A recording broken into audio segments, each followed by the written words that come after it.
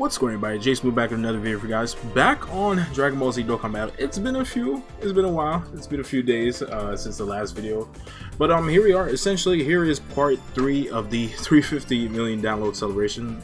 The all-out campaign. This is part 3, and this is going to be the last part of the celebration. There shouldn't be too much information here, but you know, we'll see. So it says we're going to be getting a new easy area. We've known this, and a new worldwide co-op campaign, which requires you to get you know, working with other players, and you actually get a wallpaper. In addition, the new Extreme Z battle, which is bringing the EZA of physical LR Bardock. Yes, LR Bardock is getting an EZA. It's strange, he's not really Planet Namek Saga related aside from the flashback, but we'll take it. And then they're doing more missions for the Extreme Z Awakening Zenny campaign, which is pretty nice.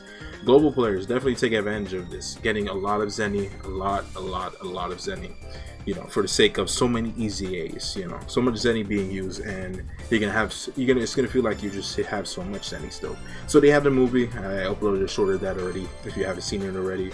Then we have the special missions part 3. Like I just said, this is part 3 pretty much. Then we have the co-op campaign. Here's the co-op campaign right here. This is where you guys can you know, do missions.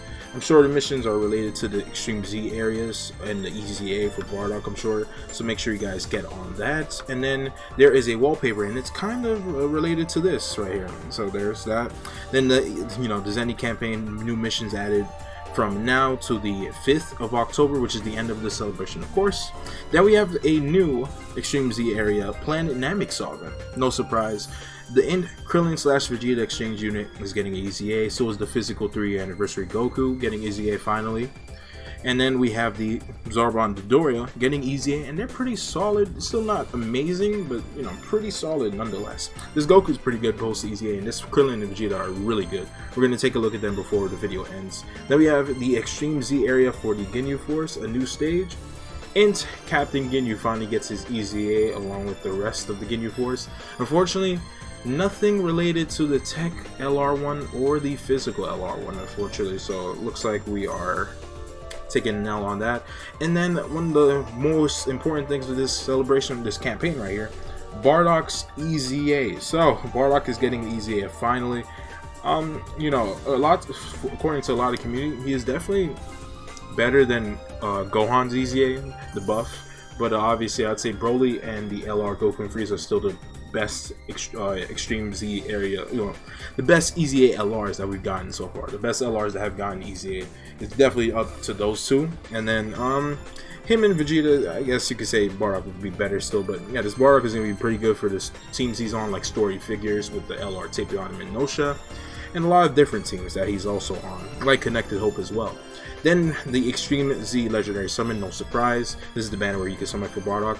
This is typically has units, the feature units, typically they cut it down compared to a regular Legendary Summon. It's usually 10 or I think 12, and it's 6 including the Bardock now. So it's 6 featured SSR, so you know, you could always get that Bardock. The EZA isn't available right now as I'm recording this. In about an hour and like 10 minutes it'll go live, but by the time this video is up, the event should be live already. Then we have the Explosive Chain Battle versus the Goku Planet Namek Saga Sworn Enemies and I believe Legendary Existence. Those are the categories you guys are going to be needing to use. And that is everything about part 3 pretty much. So it's not too much information, but a lot of good interesting tidbits here and there. So let's take a look at the stuff here. So part 3 missions. Part 3 missions, it looks like, yeah, if you do all the missions for part 1 to 3, you can get up to 50 stones and a special sticker. I'm messing up right now. And then the part 3 missions, some more stones. If you do all of them, all the missions of the entire celebration, you get 7 extra stones, and that completes the 50. And then you can finally get the special sticker that you can use on a Dokkan Festival unit or an EZA unit. And then more missions for the Zenny campaign, of course. This is the co-op campaign, and if you do the missions, yeah, they're related. Missions related to the Extreme Z area for the Planet Namek Saga. So make sure you guys do that, and you know, you'll be getting these nice rewards, some, you know, stones, age meat, training items, Kais, all the good stuff, training locations. And this is the wallpaper you guys will get as long as you're participating. If you once you unlock the co-op missions, then you guys will be eligible to get this wallpaper, which looks pretty nice, you know. for the Planet Namek Saga. We are wrapping up this entire celebration. It feels like it's been forever. We went through the anniversary, then we had the little waiting, a bit lengthy waiting period with the Videl banner, and now we're here. We started the celebration and it's over. It's almost over. It feels like it's been going on forever, to be honest, but it was worth it, definitely, to have a Namek Saga huge celebration finally. So here are the Extreme Z areas. We're gonna take a look at the units post EZAs, because definitely some interesting stuff here. So the Goku is now a Turtle School leader, and his category Ki +3 HP attack and defense 77%, or all types Ki +3 HP attack and defense plus 40%, attack and defense plus 120%. That's the beginning of his passive. He raises his attack and defense by up to 120%, which means the less HP remaining, the greater the stats boost.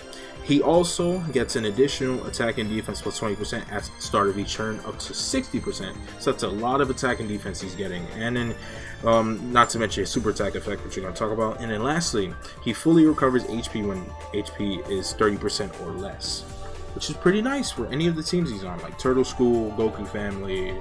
That's good for any Super Battle Roll stage, maybe even Extreme Super Battle Roll. And then on his, super attack when it's level 15 now, he does cause supreme damage, not that bad, but he also raises his attack and defense by 30% for 3 turns, which is really good. Zarbon and Dodoria, they were not good. Zarbon wasn't good just as an SSR. Then when they got the Awakening, they still weren't that great. But here they are now. They are Space Traveling Warriors leader. Ki +3 HP attack and defense 77%, or Tech Ki +3 HP attack and defense 50% stats. Now they do attack and defense plus 100%, plus an additional attack and defense plus 10%, with each attack performed up to 70%, not bad, plus an additional attack and defense plus 70%, and seals the attacked enemy super attack when there is an ally whose name includes Frieza soldier excluded, of course, attacking in the same turn, not the same team. Could be better. And then they actually give a support if you have this Space Traveling Warriors category allies Ki +3 attack and defense plus 30%, attacks effective against all types. Oh no, they are actually that is not a condition, so they are a support. That's not bad. And then the last part is a condition: attacks effective against all types when there is a Planet Namek Saga category enemy.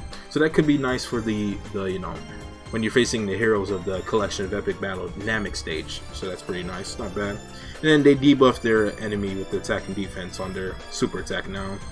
Then we have the Krillin Vegeta one. This unit is actually pretty nice. They are a sub-Planet Namek Saga leader. Their stats, I mean, the regular EZA stats, I don't even need to read them out. So now they do attack and defense plus 80%, plus an additional attack and defense plus 40% when performing a super. That's nice. High chance of evading enemies' attack, including super attack, plus an additional defense plus 40% up to 80%, with each attack evaded, including super attack. So it's a 50% chance to dodge now, not just a 30%. That's very nice. Then a great chance of stunning the attacked enemy every time the character evaded 4 or more attacks, including super attack, when there is another Planet Namek Saga category ally on the team. That's pretty nice. That's a nice one. So that's cool. Yeah, that is pretty cool. That's a nice effect right there. And then they raise their attack infinitely, as Krillin, of course. Then when they exchange to Vegeta, here it is. They recover HP by 30% once only, attack and defense plus 120%, plus an additional attack and defense plus 80% when performing a super attack. They launch an additional attack which has a medium 30% chance of becoming a super when there is another Namek Saga category ally on the team. And then lastly, they can survive KO attacks when HP is 30% or more. That's a lot to take in, and this video looks nice now. And then the best part about him is he does raise his attack and defense infinitely now. Very, very good. That's a very nice. And that is all we need to know about this stage, so definitely EZA these characters. Then we have one of the final things here about the Bardock event. The Bardock stage isn't live yet, so we're waiting on that. We don't know the weakness. A lot of people are assuming it's gonna be Wicked Bloodline, maybe Planet Namek Saga. We'll see though. So or Sworn Enemies, maybe. We don't know though. Make sure you also bring your LRs, because these LR EZA battles, they require you to bring legendary power units, because yeah, it's no joke. Okay, so the Ginyu, I've already seen his stats pretty much when the translations came out in the data download last night.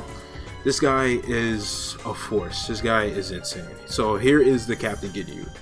He is a special pulls category leader, not bad. HP attack and defense 77%, key +3. Int type, key +3, or all stats 50%. And then this, listen to this. This feels like a Dokkan Festival unit. So he gets attack and defense plus 170%. Insane. No other condition. No need, no condition for that. Off the bat, that's what he gets. Then key +3 plus an additional attack and defense plus 100%. Crazy when facing only one enemy. Then attack plus 50% and reduces damage received by 50% when facing 2 or more enemies. This guy can do. This guy is a very, very utility-based character for different situations. If you're in a long event, he's actually good for the legendary Goku event, or even the legendary Vegeta event. Like, not really, maybe not that. Kind of. He should be pretty good for the legendary GT Goku event also, because of, you know, him being able to raise his defense, and then he raises his attack infinitely on his super attack, and he also seals the super attack. That's new. And then let's to finish off his passive, plus an additional attack plus 50% and disables enemy's guard when there is another Ginyu Force category ally on the team. So this guy definitely is the best of the 5, obviously, because he's the captain. But yeah, he is going to be definitely a huge plus to the teams that Ginyu is on, of course. Obviously Ginyu Force. So when the extreme, the extreme Super Battle Road version of the Ginyu Force comes to global eventually, I think maybe when the Kid Gohan comes, or actually when Tech Super Gogeta comes to global, that Captain Ginyu is going to be fantastic. The categories he's on, special pulls, that is huge. That's going to be great. Space Traveling Warriors, of course, when they eventually get a Super Battle Road stage. Terrifying Conquerors, they don't have a stage yet, but definitely he'll be great on there. Dragon Ball Seekers, they don't have a stage of that yet, I believe, but for teams when you need certain missions done in like a legendary Goku or Vegeta event, that will help. And then Planetamic Saga, when you're doing the collection of epic battle stage, you can bring this Captain Ginyu, and he's going to be great, especially because you do face 2 or more enemies in certain points. And with that, that is part 3 in a nutshell. That's everything we needed to talk about. And with that, that is going to be the last information video for the entire celebration, unless they just surprise us with something. But we're gonna slow down a bit with the Dokkan content, just because a lot of the things that are coming are things we know about. For the rest of the way on global, starting in October, we expect Kid Gohan. Then November, maybe at the end of October into November, it should be Super Vegeta possibly. And then in some point in November, we should be expecting a, Dragon Ball Heroes, a Super Dragon Ball Heroes collab, which could be pretty huge, because last year we got our first Dokkan Festival unit from Heroes with the Super Saiyan 4 Vegito. What if we get a dual Dokkan Festival Heroes banner, something like that. But that is going to be it for the video, and thank you guys for watching it, usual. Thank you guys for the support on the short. We passed 250 subscribers recently. I don't think I mentioned that, I forgot, I don't remember, but thank you guys for the support. Anyways, the short that I uploaded with the TUR Goku, the STR1, that video is about to reach 40k views, which I don't understand YouTube algorithm, but I'll take it. And yeah, I'm just gonna keep going with the Dokkan content. I'll try to do my best to upload as many videos as I can, especially when there's banners coming that I know about, and I can tell you guys whether you guys should summon or not. But with that, that is going to be the video for you guys. Thank you guys for watching once again, and I will see you guys on the next one.